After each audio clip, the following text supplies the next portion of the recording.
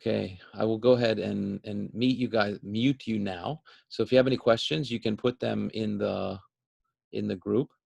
And just like last week when we did the part 1 of the road to 1,000 per week team training, each one of the 20 categories, you want to rate yourself from 1 being very low, 10 being very, very high. So you want to rate yourself in each one of the pillars as we go through, and you can just put them in the comment section or put them in your notebook, and then send me.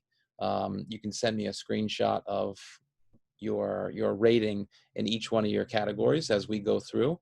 That way we know when we're finished where to do the work. Make sense? And if you guys have any questions, just put them in the comment, or you can raise your hand, and I'll see your image. Let me switch this here. There we go. Okay, so last week we did the first 10. Today we will start with number 11, which is to set the proper expectations. And I think it's very important that we set the proper expectations with our new associates from the very, very beginning. If you remember last week, we said that people often overestimate what they can do in 1 year, and they dramatically underestimate what they can do in like 3 to 5 years. So we want to make sure that we do set people's expectations properly, because I believe that the number one thing that makes people quit in business is they have the wrong expectations, right?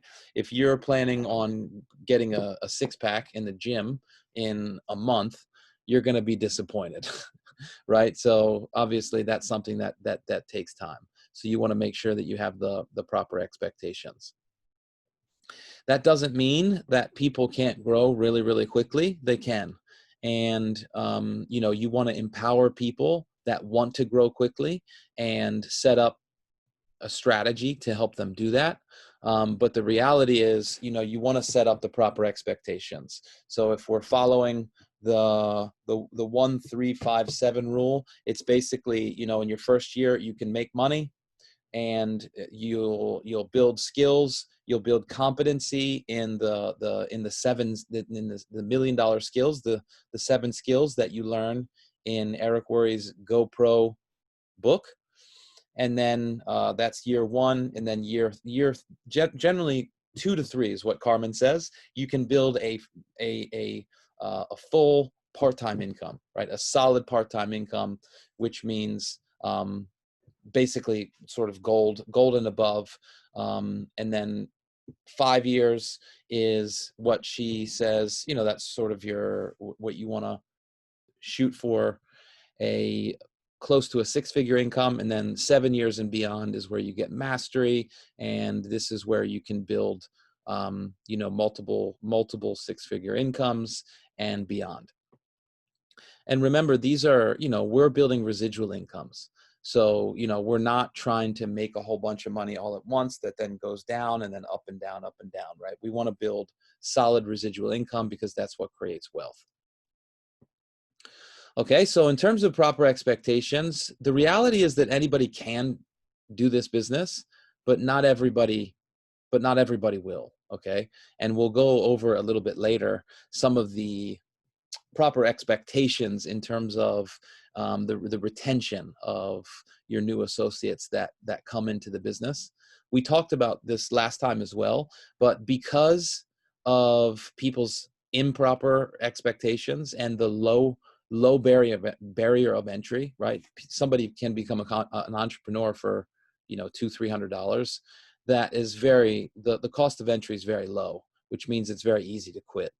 And so that will make what they call the turnover, or the people that quit, it'll keep those numbers high. So that's why it's so important that you focus on your weekly action plan and your DMO, which is your daily method of operation, and you keep your funnel full. if you, I don't, if you've, so funnel, the word funnel is sort of it's a term that they use in the sales industry, but it's basically, you know, your funnel is people that you introduce to the opportunity, and then you move them from exposure, and then the funnel goes down into, you know, follow-up presentation. The farther down people get into the funnel, which means the more exposures that they get, the closer that they get to becoming a customer or an associate. And the idea is that if you keep your funnel full, which means you're always bringing in new leads and you're always talking to new people about USANA, then a ratio will appear. So we usually tell people, out of every 10 presentations, you can expect 1 to 2 new associates, right? As a general industry average, that is that's a ratio that is generally accepted across the board. However, as time goes on, that ratio will improve, right? My ratio of exposing new people to USANA and then getting them to be an associate is much higher, you know, because I've been in the business for quite a while and I've mastered a lot of those skills. But the most important thing is that you know what your ratio is by introducing more people, keeping your funnel full, and then your conversion ratios will appear over time as long as you're taking consistent activity. So these are some things to keep in mind. So generally speaking, right, obviously, you know, it's different for different people, but generally speaking, if you bring in 10 new distributors, 2 of them will quit within the first 3 months. 6 of them will often be just customers. Okay, so they're people that come in and they never really had an intention to do this as a business. They wanted to make, you know, maybe a little bit of money referring some friends and family. And now that we have the PC bonus, it's even easier for people to be in this sort of average quadrant, because they can get the preferred customer bonus just by simply recommending USANA to other people. So, you know, 6 of your customers will be basically what we call referral partners. And then out of those 10, you'll get 1 or 2 that are good, and, you know, 1 that is going to be, you know, good or above average. And so those are the general expectations. So Inta's going through a little bit of this now at the moment, but a lot of times you get people that come in and they'll just say yes because, you know, they want to, you know, they like you and they want to say yes, or they want to try the products, or, you know, they say yes for whatever reason.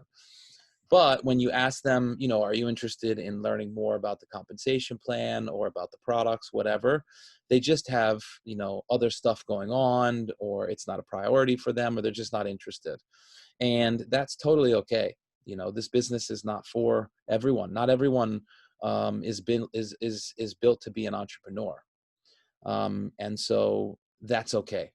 So it's important to understand that people come and go, and this business is not for everyone.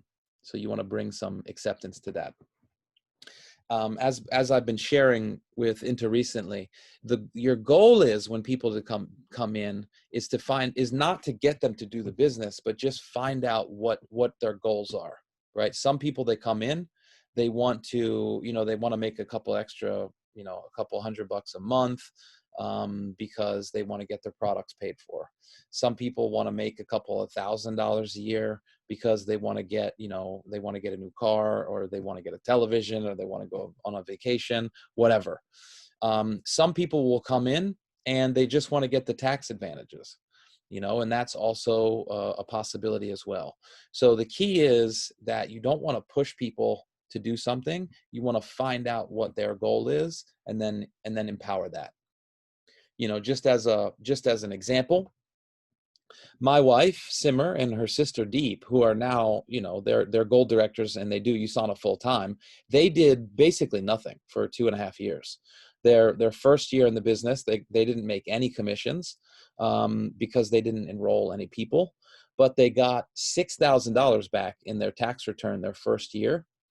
And the second year, they got almost $9,000 in tax returns because they were homeowners, and they claimed, the car payments, a portion of their mortgage, their television, all that stuff, right? So we taught them how to take advantage of the tax advantages as an employee, and claiming the USANA as a tax break. And so, for some people, that's motivating enough to help them, make that transition.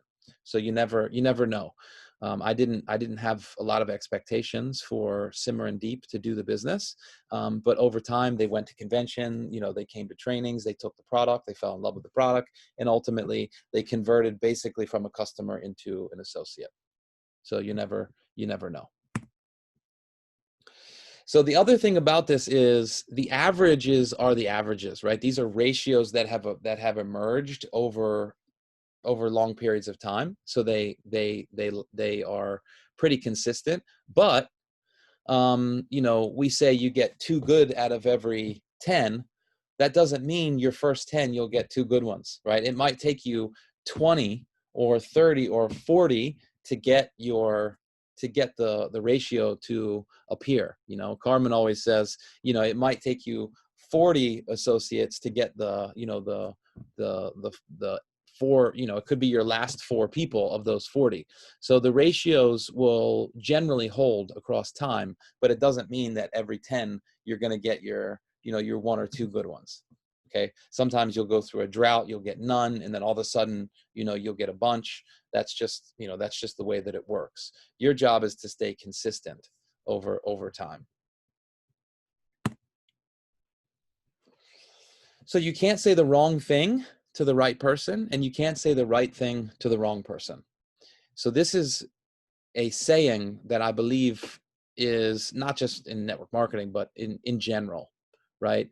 If somebody is interested in something, then it doesn't really matter what you say, right? You can say all the right things, but if somebody's not interested, they're not interested. It's not going to make any difference.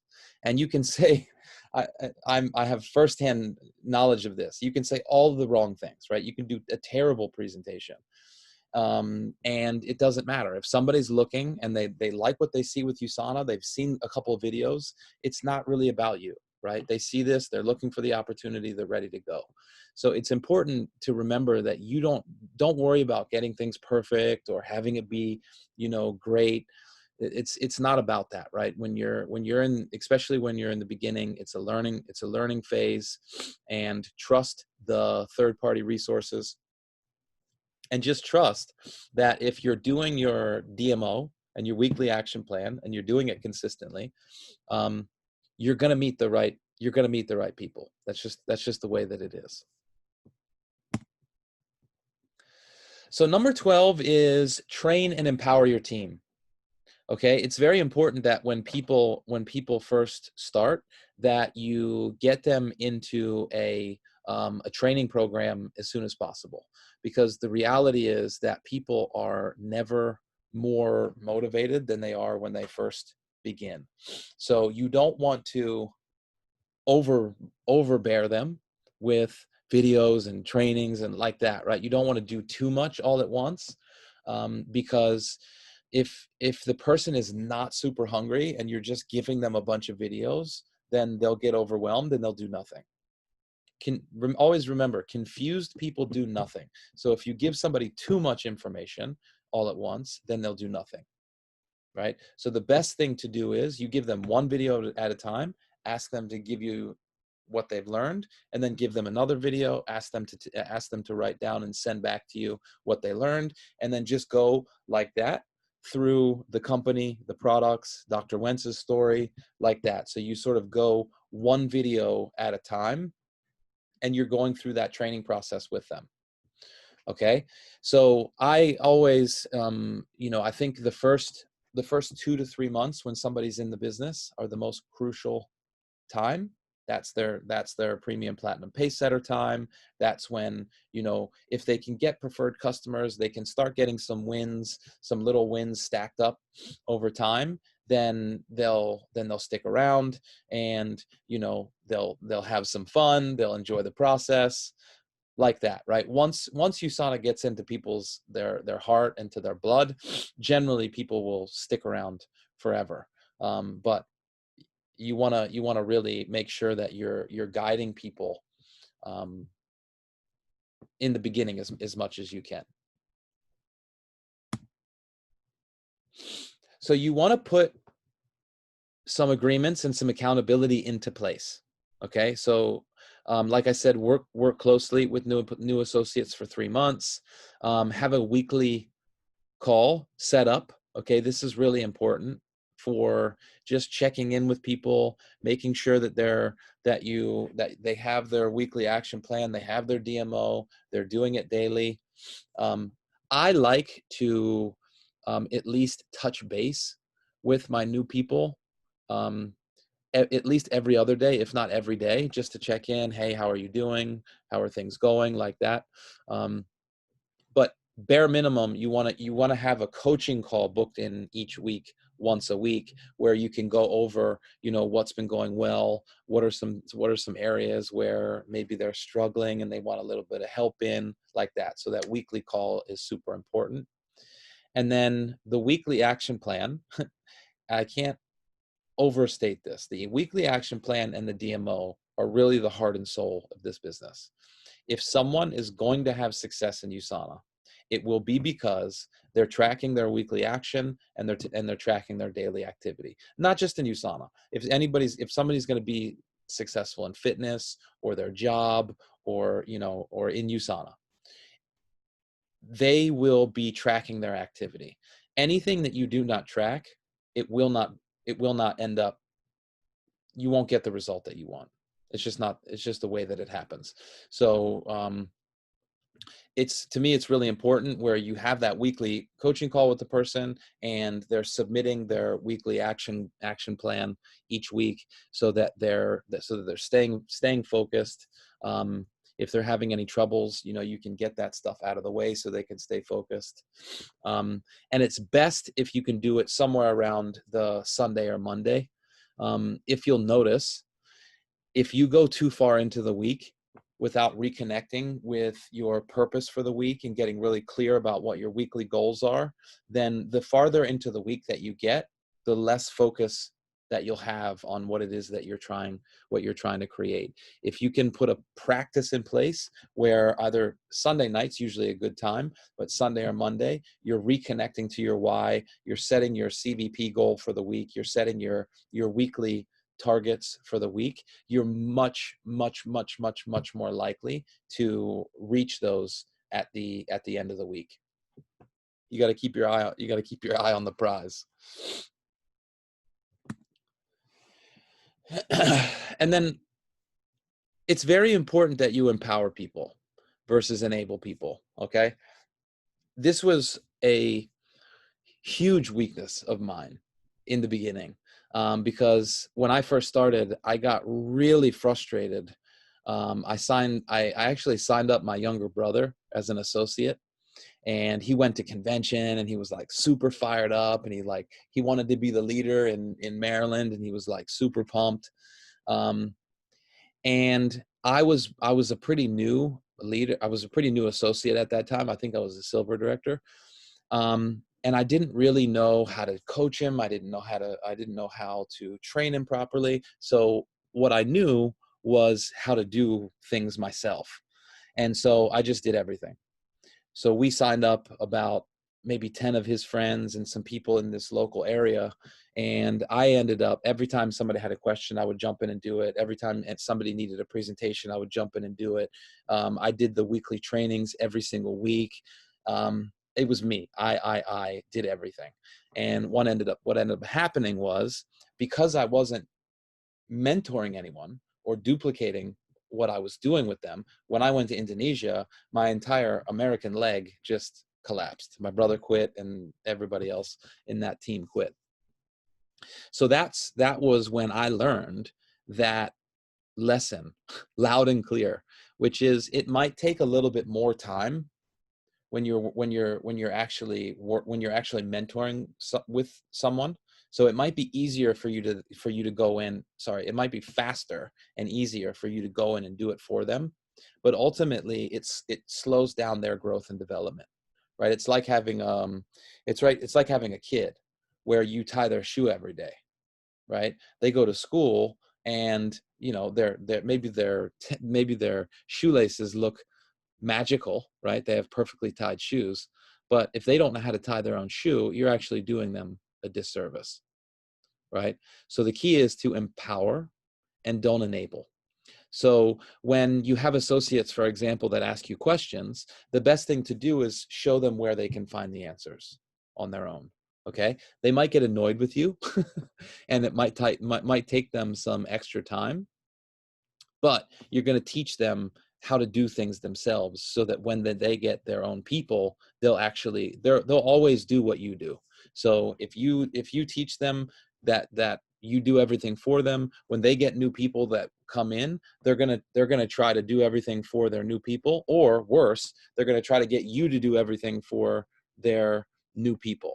And that does not duplicate. Once you get 5, 10, 15, 20, 100 people in your organization, if you're the person that's doing all the work, nobody's going to be successful. Okay. So you have to just, Eric Worre always says, it doesn't matter what works. Okay. It only matters what duplicates. So you have to ask yourself, will this duplicate over time? If the answer to that question is no, then you cannot do that action. Okay. That's a general rule. And then the other side is the other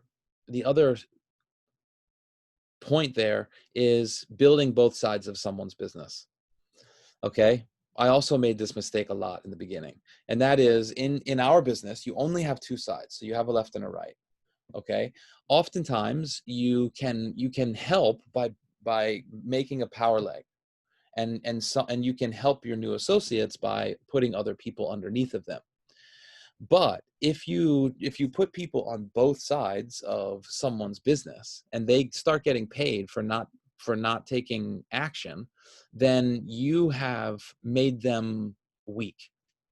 Okay. Again, I always go back to, you know, kids or your young people like that, right? If you spoil them, they're never going to grow up and be able to, live life and stand on their own 2 feet, right? Same thing in this business. You cannot build both sides of people's business, because it doesn't duplicate, and it will make weak leaders over time. So people need to be able to earn their own commissions and build their own business. So remember, in each one of these areas, you guys want to be rating yourselves. So when it comes to managing your energy as a leader, this is something that becomes more and more important over time. So a lot of these points that we're making, if you guys, if you're new and you don't have a lot of people in your team, it doesn't matter, right? You need to learn these principles, because once you learn these principles, the universe will know when you're ready. It'll actually start delivering you more associates, because you're in your mindset, you're stepping into the understanding of what it takes to be a leader. So managing your energy as a leader, you want to make yourself dispensable. Okay, this is something that I've been working really hard on in my team in Indonesia, and I'm very grateful, actually, that I know that this pandemic has come with lots of things that have not been good for a lot of people. But for me, one good thing that has come out of it is I've been forced to move to the US and to be here and to be away from my team there. So they cannot depend on me for a lot of the things that they were depending on me for. And the results of that has been, we have all these new leaders that are stepping up and filling that vacuum of leadership. And filling that void of leadership. And that's something that's been extremely good. And I think long term, it will help me create the freedom that of being wherever I want, that I didn't have when I moved from the US to Indonesia, right? So I'm going to make sure that I don't recreate the same mistake that I made when I went from the US to Indonesia. One of the best ways that you can do that is to plug your team into the corporate trainings. So like every week we put the corporate training schedule into our WhatsApp group so that you guys know when the trainings are happening. Okay, when you get new people, you want to really plug them into those corporate trainings because those are high level trainings. You know, I think it's every Tuesday, somebody from the corporate office, usually Austin, who is like super genius, is doing training on the products. You know, that is like high level training. Dr. Ladd, who, you know, he's been with USANA for 24 years.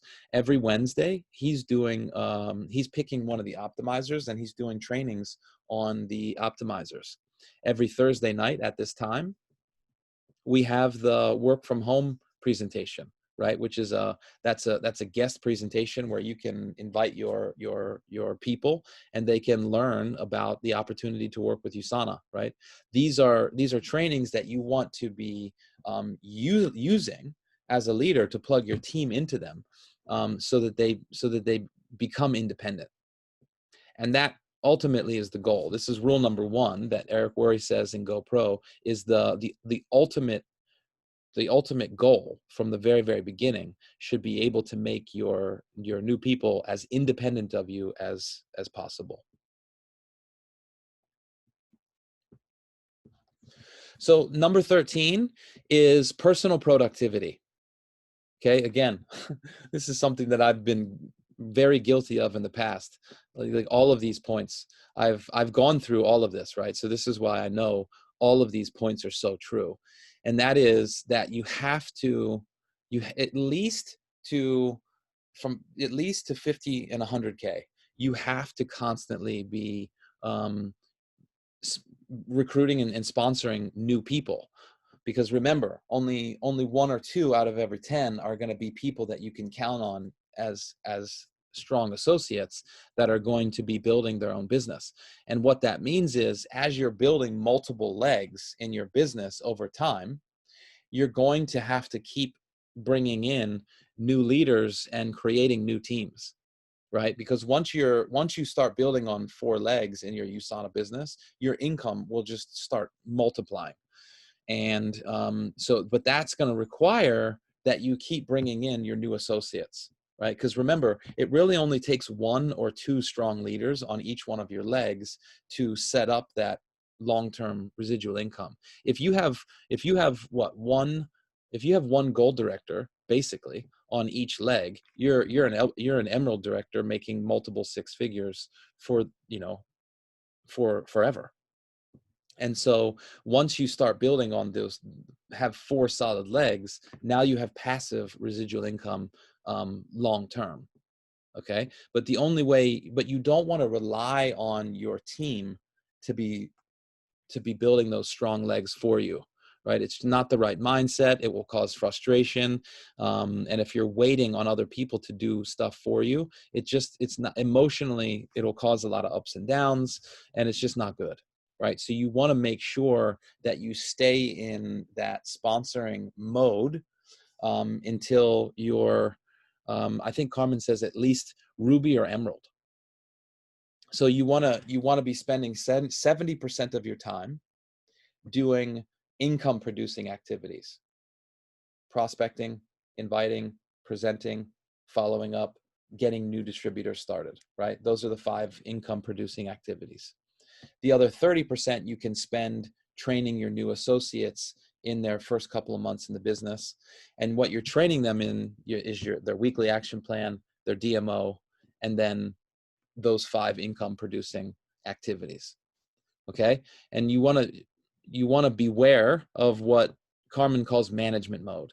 And management mode is something that I've been guilty of over time. Right. And I'm just sort of moving out of that at the moment. I was a gold director for like almost 2 years. So that is because instead of personally sponsoring new people and then being able to place them wherever I want in my organization and multiplying my income, I was basically just managing and doing presentations for the people that were in my team. And when you support your team, that's great, and it creates solid income, but it doesn't grow. It doesn't really grow your income. So you want to make sure that you're doing the sponsoring, which multiplies your income, and then empowering your team, which solidifies your income. So ultimately what you want to do is grow and then solidify, and then grow and then solidify. So you have to make, in order to do that, you have to be sponsoring new people. So you have to really keep doing that. And then you want to make sure that your team can see you in action, right? That's what she means by stay in the field with your team. It means stay on the front lines, be in the trainings, do presentations for the people that are in your team, do these three-way calls, really have them be able to see you leading trainings, doing your own personal productivity, sponsoring your own people like that, right? You want to lead from the front and make sure that they're following your example. Number 14 is focus on what you want. Okay, this is like the law of attraction, right? You guys have probably heard, if you've been in personal development for a long time, that whatever you focus on expands. And this is another thing that Carmen really taught me. Okay, I'd heard this principle millions of times, but I knew it intellectually and not experientially. And one of the things that she had us do was track our CVP. So like literally opening up my phone every day and looking at my hub and seeing my CVP every day, like looking at it every day. Pay attention to your money, right? And that made such a huge difference for me. As soon as I started tracking my income, within a couple of months, I won the Leadership Summit trip to Korea, and I went gold, literally within a couple of months of tracking my income. And so if you're not paying attention to it, right, it's just not going to grow. So, me not being a super money focused person, right? I'm more of a contribution oriented person. I really had to train myself to pay attention to my money. And so this was a principle that really made a difference to me. And then the other part of that is, if you find yourself, this is where you have to check in with yourself. If you find yourself resisting something, okay, everybody will resist certain things about this business. Maybe they say, I'm not good with technology. They resist technology. Or I'm not good at presenting. They resist presenting. Or I'm not a money person, right? This is a money limiting belief. So anytime you have a fear or you're resisting something, you want to really pay extra special attention to that, because that is an area, instead of moving away from it, you want to move into it. You want to pay attention, because oftentimes your fear is a GPS for exactly what you need to be paying attention to. So if I fear, for example, judgment, and so I'm afraid of prospecting, I need to lean into prospecting. I need to reach out to my mentor and say, hey, I'm having this fear. Can you help me lean into this fear? So just keep that in mind. If you find yourself resisting something in life, oftentimes that's not a sign that you need to move away from it, but actually pay attention, because often that's your life speaking to you, saying, pay attention to me.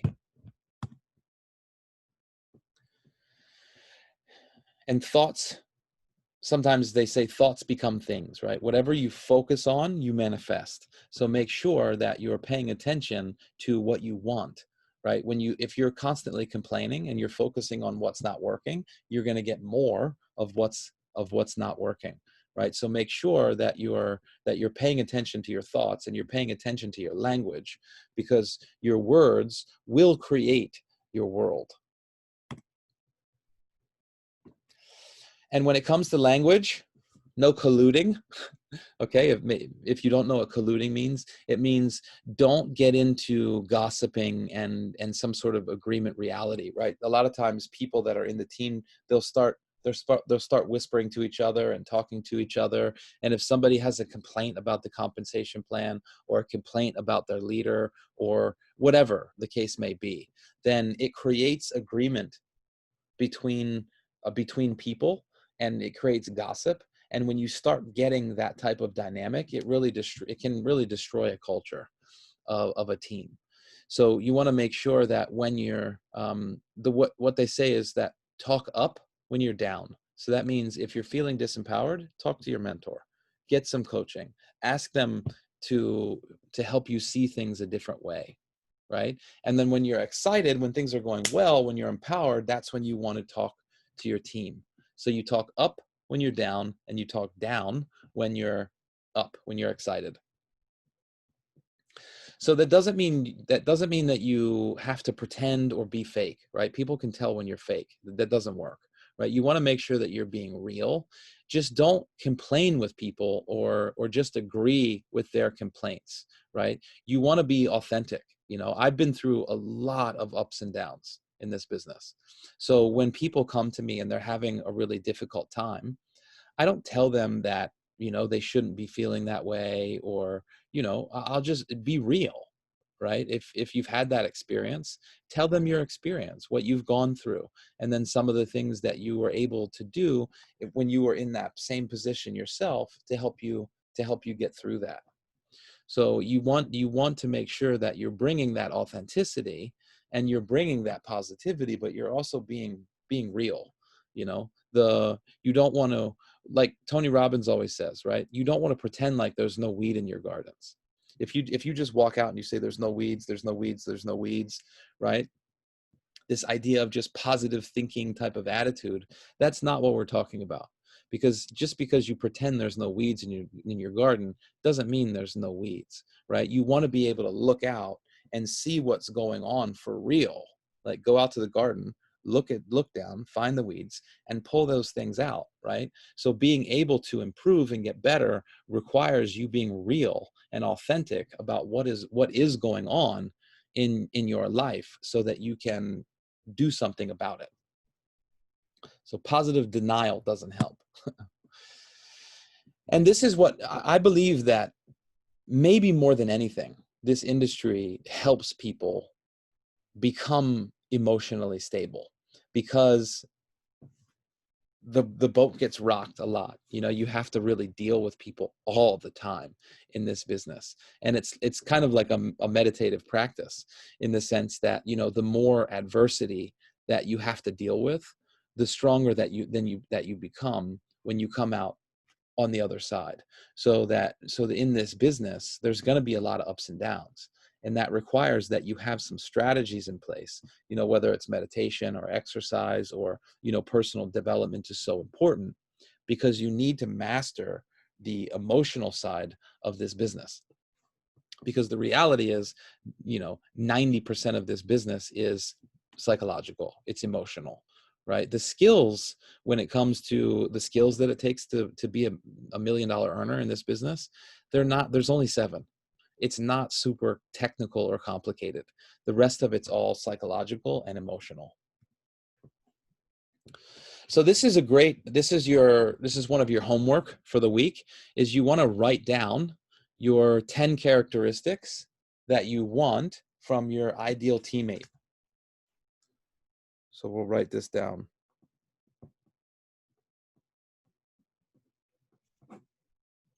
10 characteristics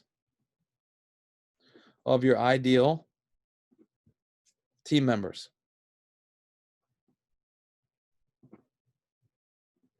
Okay? So you want to do that, and then you want to rank yourself on a scale of 1 to 10 in each one of those areas.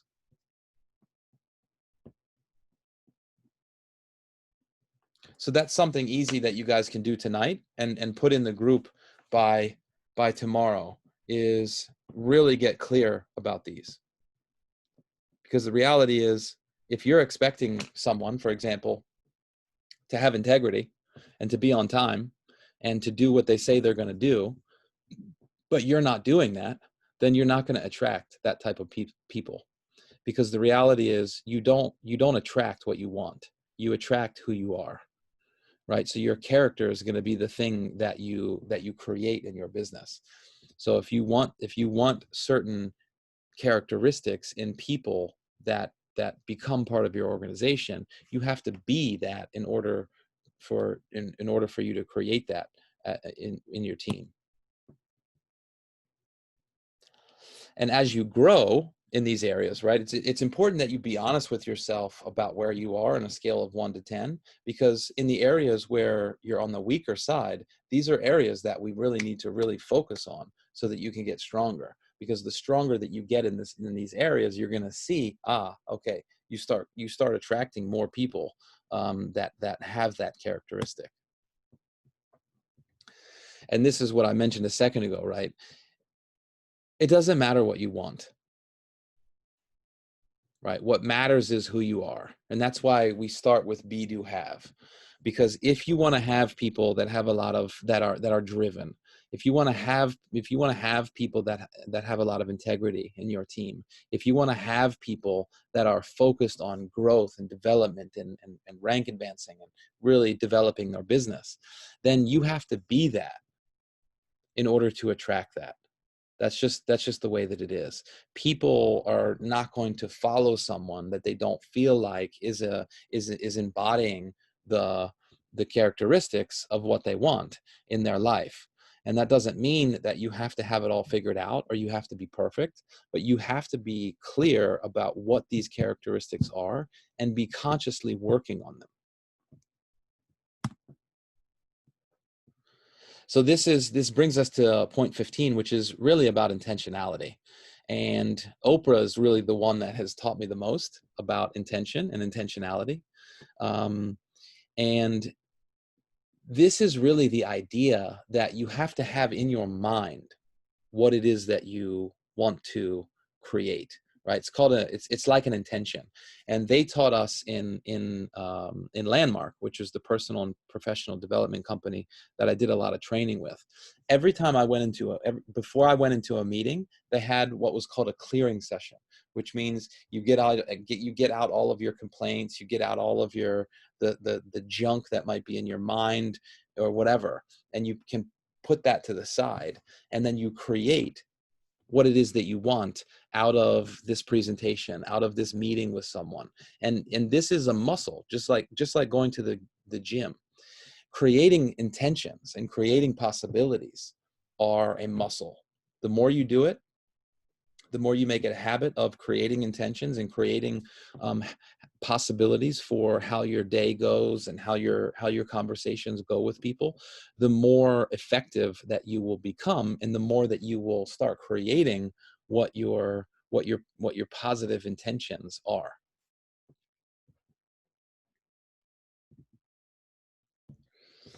So this is sort of an extension of that, but you want to set your intention, and then you attract and work with the leaders that are excited about this opportunity. Okay, so if you're not attracting people, or let's say you're not growing your team as much as you'd like to at the moment, you want to really check in with yourself. You know, how excited are you about the opportunity at the moment? How much are you communicating with other people about the opportunity that there is to work with USANA, right? Because if you're not excited about the opportunity and you're not communicating that excitement with other people are not just going to magically be excited, right? They're going to be attracted to your excitement and your certainty and your positivity and your communication when it comes to the possibility that they see for themselves in USANA, right? So it all starts with us. It starts here and then radiates outwards. And that's really where the intention, it starts in your mind, and then it gets created in your language, and then it gets extended out to the other person.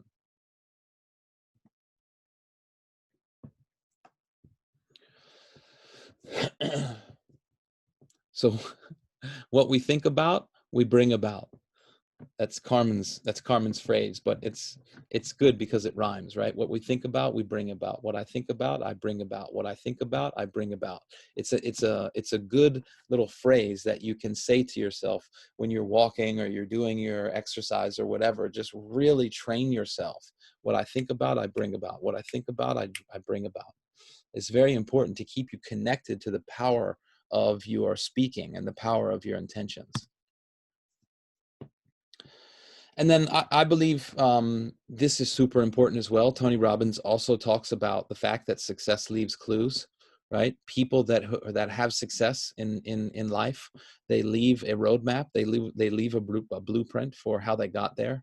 So you want to find someone that you admire in each one of the areas in your life that you want to take to the next level. So when it comes to fitness, when it comes to your business, when it comes to the different areas in your life, you want to get really clear about someone who models the type of lifestyle or the type of behaviors that you want, and make sure that you're using them as a compass for what you want to create for yourself. And then the best thing to do is, this is why conventions are so amazing, right? You find out the people that are really an inspiration for you, and then you just don't be shy, right? You just go up and ask them. You can ask them one simple question. What are three things that I can do right now, starting today, to help me become more successful, right? And you can do this. You can even do this on Facebook. I started doing this recently. I got really inspired by Andrea Iguodala, and she's a really amazing diamond director from I think she grows her team in Mexico, but she's a U.S. associate. And just last week, I sent her a message on Facebook, just sharing with her the things about her because she does Facebook Lives all the time, and I'm just really inspired by her energy and what she's doing. And so I just sent her a Facebook message saying, I was really inspired and empowered by the things that she was doing, and that I wanted to be more involved in the corporate stuff that USANA does in the presentations, and was really asking her about how she was creating so much momentum in her business. And so she gave me some really simple and amazing tips to help me create the results that I want. And I think Apple also had an experience with Monica Penrod, right? Where you guys met at Sweet Retreat, maybe? Yeah, we did, and we bonded over Landmark because she did her presentation was like about fear, Uh-huh. and a lot of what was in her presentations and slides were like landmark terms. So then later that day or at the party, I approached her and I was like, "Are you a graduate?" And then we just started chatting. So I think I have to reach back out to her because we had one phone call, and Uh-huh. then no, we had two phone calls. But they weren't really about like the USANA business. Mm-hmm. So I'll see if I can reach out to her more about that. Yeah. But the basic principle is there, right? People that have success, they want to be helpful. They want to mentor other people, because, the reality is, for a lot of these people, once they have this success, they already really have what it was that they wanted to get in the beginning. So once they have the money, they have the success, they want to give it away, and they want to empower other people. So a lot of times all you have to do is just ask them, and they will volunteer that information.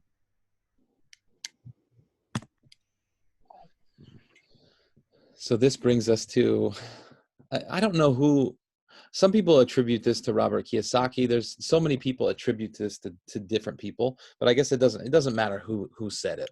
But the idea itself is very powerful. And that is that your environment is a huge part of what's possible for you.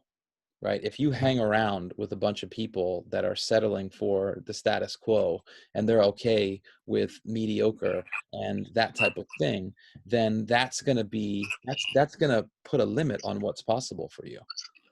And so you want to make sure that the people that you're spending your time with are people that motivate you. They're things that they're people that have the results that you want.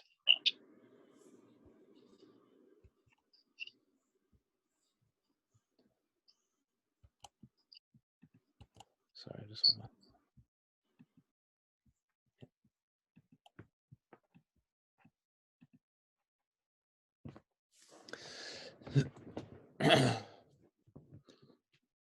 That's why a lot of times personal development seminars and things like that are so amazing, because you meet a lot of really powerful people, and you can start associating with people that are closer to the goals and stuff that you want.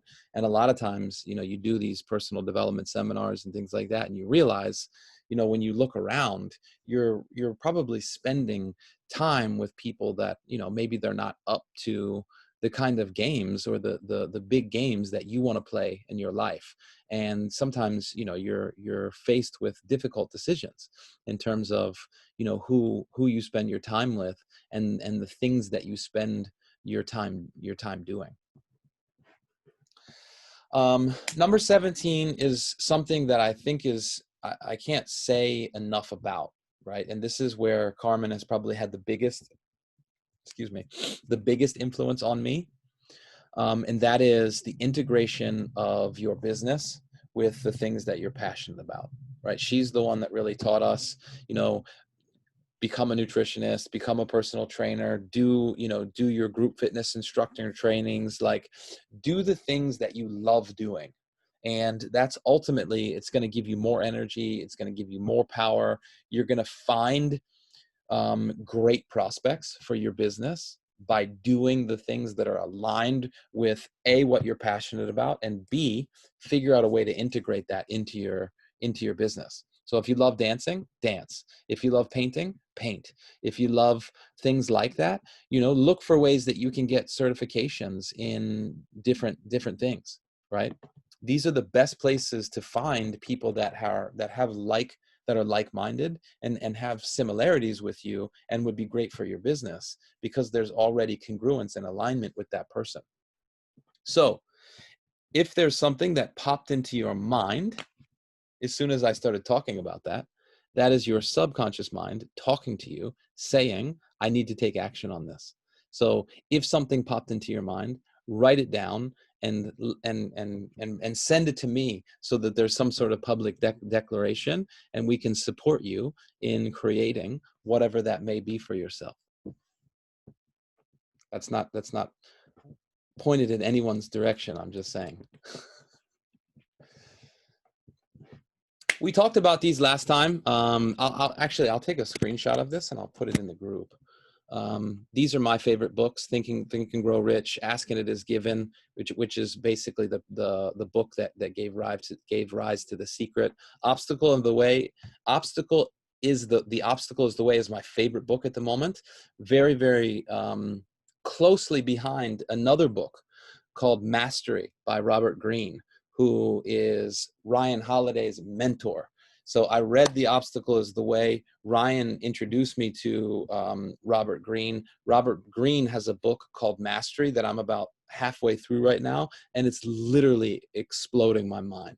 This book is incredible, and it's about the principles of how you master anything. And he goes back through history, and he shows all of the people that have been truly great at different areas in human history, and he's extracted all these principles from them. Just extraordinary book. Number 18, believe in yourself, right? Nobody can do this business like you. Do not compare yourself to other people. That is the biggest killer of dreams, is to start looking at your results and what you're doing and comparing them to someone else, and trying to figure out whether you're good enough compared to other people. It's really, they say that comparison is the thief of joy, and I really, really, really, really do truly believe that. Okay, you need to stay in your own lane and run your own race, and trust your own process, and trust your coach and your mentor, and believe that you can do this. I can promise you that you can do this. But a lot of it comes up to whether you believe you can or whether you believe you can't, and which voice you're listening to. Because I believe that success and leadership are both things that are developed. We're not born with a success gene. We're not born with a leadership gene. These are things that are developed over time with consistency and habits of action. And it really, all of the growth comes from areas in life where you're uncomfortable, right? You have to get outside of your comfort zone in order to grow. Anytime you're feeling like life is going a little bit easy or anything, if anytime you're not feeling super challenged by your life at the moment, different areas of your life, it's a very, very, very good sign that you have not leveled up and you're just what they call spinning your wheels, right? You're not growing. You really want to be in what they call a dynamic tension. And the dynamic tension means you want to be a little bit outside of your comfort zone so that it's forcing you to grow, but not so far outside of your comfort zone that you feel like you're drowning, right? Like it's an impossible task. Okay, so this is really the dynamic tension, is to find a nice little sweet spot where there's enough resistance, right? Like you're going to the gym. If you walk up and you pick up, if you try to bench press 300 pounds, but you've never, you can't hardly do 150, then it's going to kill you, right? So you want to find that dynamic tension where it's difficult to do the thing, but you can still do it, right? Because that dynamic tension, like when you're lifting weights, this is how your muscles grow. You find that little sweet spot. And then, like Les Brown always says, if it's to be, it's up to me. And that means you really have to build the belief and the confidence of self-reliance. And that is that I can do this. It doesn't mean you do it on your own, but you have belief in yourself that you are enough and that you have everything that it takes to be successful. Number 19 is one that I've also not been, I've been guilty of not having enough fun in the past and being sort of too motivated, too driven, too sort of type A about things in the past. So my wife has been an absolute godsend for me in this area. And that is, bringing some fun to it, not being so significant. She's really one of the ones that encouraged me in the beginning to do the meditation, to do dance breaks. I've created what they call the self-expression dance, which is every time I get ready to do a presentation, public speaking, or anytime I'm feeling like my energy is too low, I do the thing where I put my hands in the air and I run in place, and helps me get my energy unstuck. And just in the last probably year working with Carmen, I started playing ultimate frisbee again. If you guys follow me on Instagram or Facebook or anything, you can see I've started playing ultimate frisbee again, which was a big source of joy when I was in graduate school. Started playing that again. It's been amazing for me. Getting back into training for the Ironman and doing those things that may not sound like fun for somebody that doesn't do those things, but it brings me joy. So you really want to be making sure that you're intentional about bringing these things into your life that are fun and bring love and light and joy into your life and integrate them into your business. So this is one question that you can ask yourself as well, right? What is one thing that you can do to have more fun in your business, right? It's a great question. Quality questions bring about quality answers. It might be that you can set up a coffee date once a week with one of your girlfriends or one of your friends or whatever, and just practice having great conversations and ask them. You can even find somebody that's a good friend and ask them if you can practice certain things with them and have fun and screw it up and be okay about that. Go bowling, I don't know. And number 20 is you. Really at the heart and soul of the Soulcraft method is self-love. And that is, you should never put yourself in a position where you're working so hard that it's draining all of your energy, or that you're not paying attention to your own physical, mental, and emotional well-being.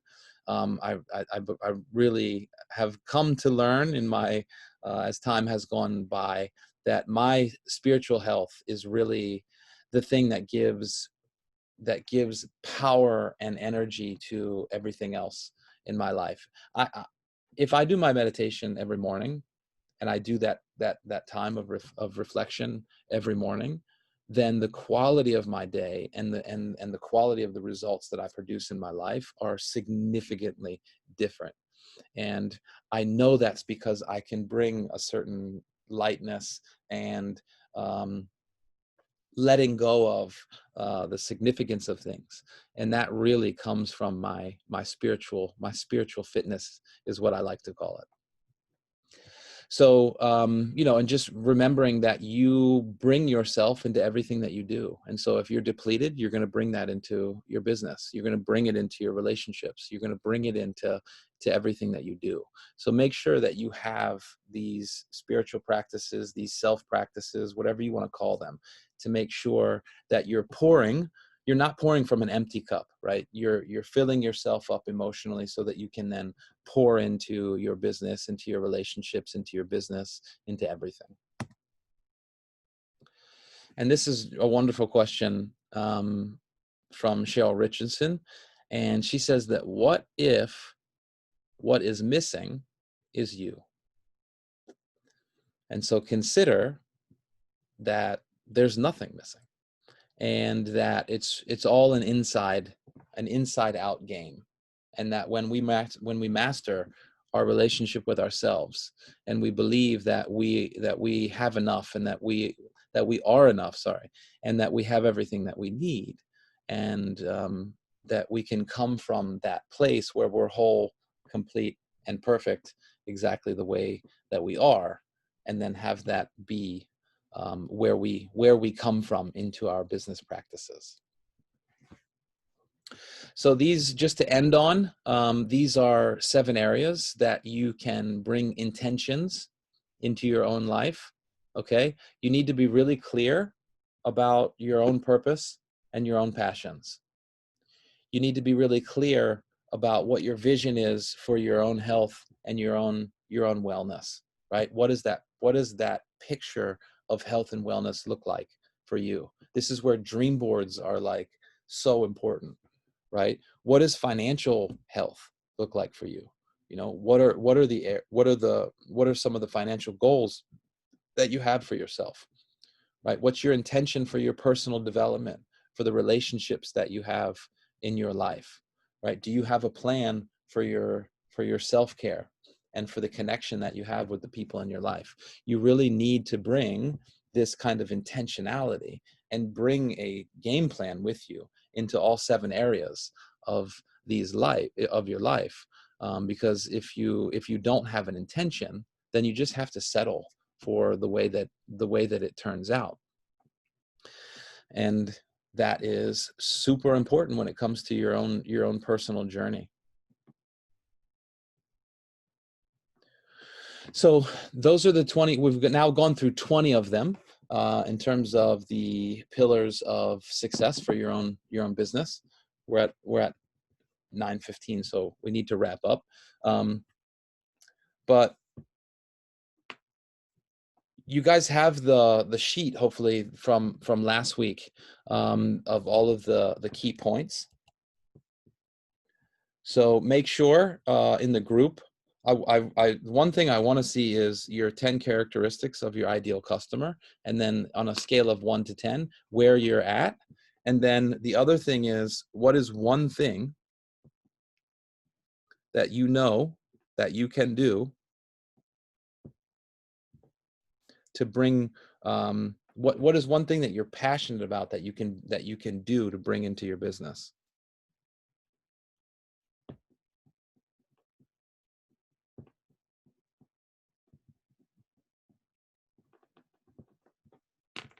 I'll put that in the WhatsApp group as well. Okay, so I noticed there's a lot of nice.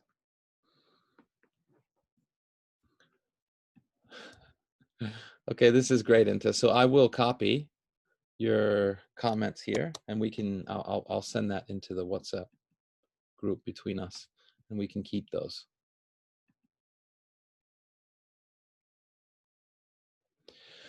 Okay, so so that's basically it for this week. Why don't we have you guys share one thing, one aha or insight that you're going to take away from the presentation today. So I will unmute you now. So share one aha or insight.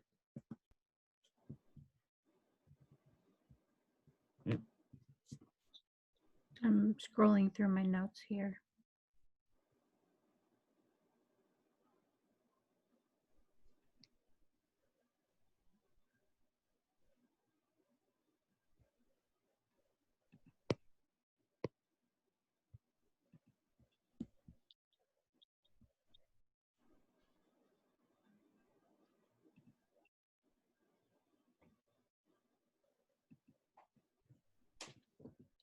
Do, do, do, do, do.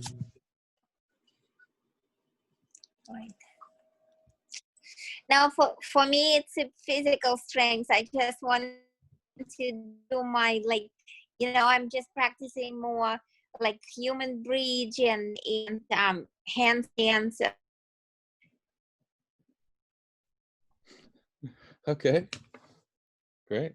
And doing like more like yoga exercises like that, certain positions, just improving them.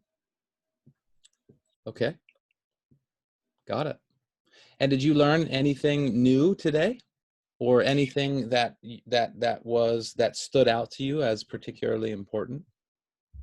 I don't know, not really. No, I know so many things about every item. I really don't. I'm sorry to say, but it's true. Okay, so next time you'll lead the presentation, and then we can learn from the wise master. Well, I don't know. I'm not sure I'm going to do that. Yeah, we could do it. You can do it, Inta. No, you do it. You know, when my daughter was about 9-10 years old, and she was flying an airplane, and instructor told her to land, and she said, "No, you land," and then she landed. And my teacher, he was very, very experienced, and he said, "You cannot teach flying. Either you can fly or you don't fly. You cannot teach that." So yeah, I'm not sure about doing presentations because my time is really super intense right now. I am involved in so many things. I enjoy your presentation, but there's a lot of self-development stuff that I'm very familiar with. I do not know about Landmark. I'm not sure I want to know it at this time. I mean, I know a lot of other things. Mm-hmm. No problem. We'll work on you doing the presentation in the future. Yeah. Okay. And how about you, Apple? Yep. So a lot of it was a great refresher. One that really stood out for me today was number 14, focus on what you want. I would like to refresh my vision board since there are other things like that have come into play, like purchasing a home. So I think, and to set the intention too, like of why, right? Like, why am I going through the process? Mm-hmm. Because ultimately, this is what I want to attract into my life. Right. So my takeaway is to refresh my vision board. Great. Great. And I think it would probably be a good time to maybe refresh doing like the work from the prep week and go through a lot of some of that information again.